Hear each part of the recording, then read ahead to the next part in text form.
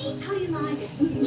It's a Wonderful Life wasn't very successful when it came out, which I'm always shocked, when I learned that a movie that we revere actually struggled in its initial release, but what a remarkable blend of narrative values and themes. Daddy, the Browns next door have a new car. You should see it. Oh, what's the matter with our car? Isn't it good enough for you? Because Capra was always such a humanist, I think it was very important to him to acknowledge flaws, acknowledge weakness. George, what's wrong? Wrong everything, Troy. You call this a happy family? Why do we have to have all these kids? Jimmy Stewart came back from the war as well. He flew missions. These are two veterans now. And I don't think it would have gone that dark had Frank Capra stayed home and made light comedies.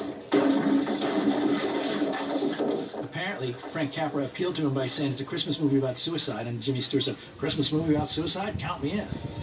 You come back from the war with a kind of graveyard sense of humor. And George Bailey is light years away from that idealistic Mr. Smith in Mr. Smith Goes to Washington. I think it was probably the strongest picture I've made. I never have run across such a unique story. A man who thought he was a failure, being given the opportunity to come back and see the world as it would have been had he not been born. You've been given a great gift, George. A chance to see what the world would be like without you.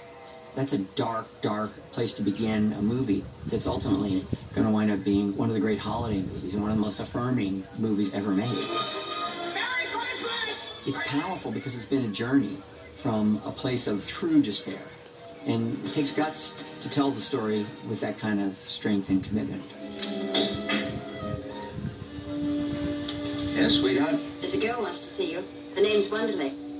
Customer? I guess so. You'll want to see her anyway. She's a knockout. Sure in, Effie, darling. Sure in. Film noir is a style of filmmaking that's very popular in the 40s and 50s. The films are moody, they're pessimistic, they're kind of about the underbelly of American society. And because of World War II, there was an appetite among audiences for these kind of films. Anybody hear the shot? Well, somebody must have. We just got here. Maltese Falcon is ostensibly a detective story, but the plot really revolves around all these crazy characters looking for the black bird and how Sam Spade plays these characters off each other. You're good. You're very good. What did he say? About what? About me? Nothing. What did you talk about then? He offered me $5,000 for the black bird. My father was not that big a fan of actors. If you watch his movies, he's more interested in character. I think this was why he loved Humphrey Bogart so much. Thanks, darling. There's a kind of directness and honesty about him that we're not used to. When you're slapped, you'll take it and like it.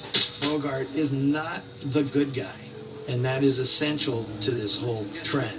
The attitude is very American, but it didn't really become film noir until these filmmakers that came over from Europe brought a particular visual sensibility, and that is where noir was born. I killed Dietrichson. Me, Walter Neff. Insurance salesman. Billy Wilder adapted this amazing story with Raymond Chandler, and the way it starts with this voiceover narration told by a guy who's bleeding to death that would become so important to the hard-boiled detective stories. I wasn't long, was I? Not at all, Mrs. Dietrichson. Hope I've got my face on straight.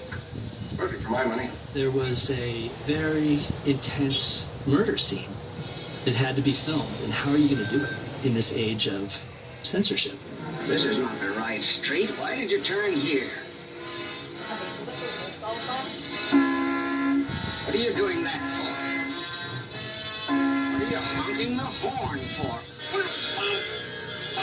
Billy Wilder leaves the camera on Barbara Stanwyck, and she experiences the pain of her husband and then the satisfaction of it. She gives you all of that.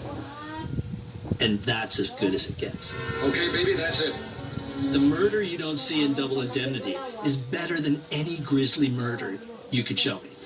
That's straight down the line, isn't it? Barbara Stanwyck's performance as Phyllis is the archetype of the dangerous femme fatale.